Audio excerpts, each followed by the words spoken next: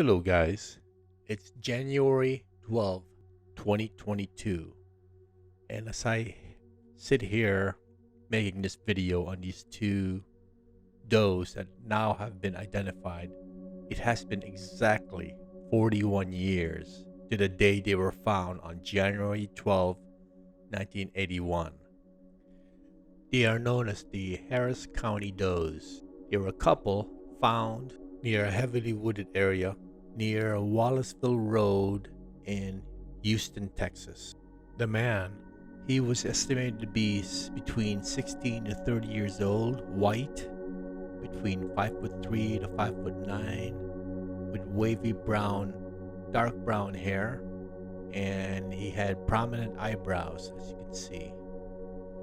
And the cause of death was homicide by beating.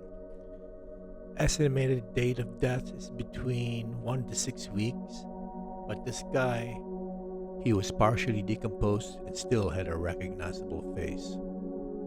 Now the woman who was decomposed so badly that her face wasn't recognizable, she was between 15 to 25 years old, also white, between 5'4" to 5'9", weight unknown. She had brown hair with a reddish tint and she wore it in a ponytail. And she had fingernails that were chewed very short, and the face showed signs of excessive hair growth. But anyway, she was wearing a light green gym shorts, and there was a bloody towel found on the scene as well. And the cause of death was strangulation. Now they were found by a dog who wandered into the woods and returned with a human arm in its mouth. Police were called, which led to the bodies being discovered. The police tried their best to get the bodies identified, but 3 decades went by without any word. And in 2011, the bodies were exhumed to collect DNA. It would take another 11 years to have their identities back.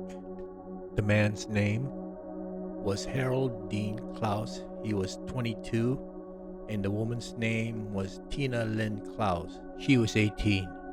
The newlywed couple who married in June 1979, and in 1980 they had a daughter named Hollie Marie. That same year, the entire family decided to move to Texas from their home state of Florida because Dean Clouse found a job in Houston, Texas as a carpenter. Once they were in Texas, everything was okay for a few months until the family never heard back from them. Dean's mother reported him missing in 1981 after months with no contact. Now, the Clouses were known to join cults, and the family assumed that they joined a religious cult in Houston, Texas, and they were no part of their family in Florida. But they never gave up searching for them.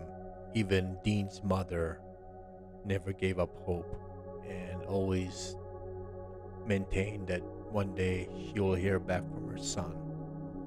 Now, I forgot to mention that the family received a call from a group, who knows, it could have been a cult that they joined, saying that they would deliver Dean's car to back home to their address in Florida if they paid them $1,000. The family agreed, and the car was delivered by 3 women wearing what appeared to be religious robes. This is kind of weird.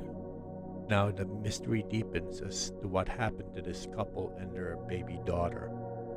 The couple was found by themselves. There was no skeletal remains of the daughter, so she could still be alive today. And also, did they really join a cult? And if they did, were they murdered by the cult? And was their daughter murdered as well? Or did they keep the daughter?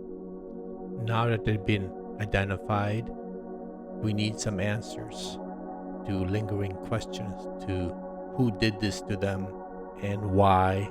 And also, the most important is what happened to their daughter. We need to find some answers. So hopefully we'll find some answers soon, because this is really, it's really a big mystery, you know. Hopefully we'll get some answers soon. Well, that is it for now, And I will see you next time on another story. Thanks for watching.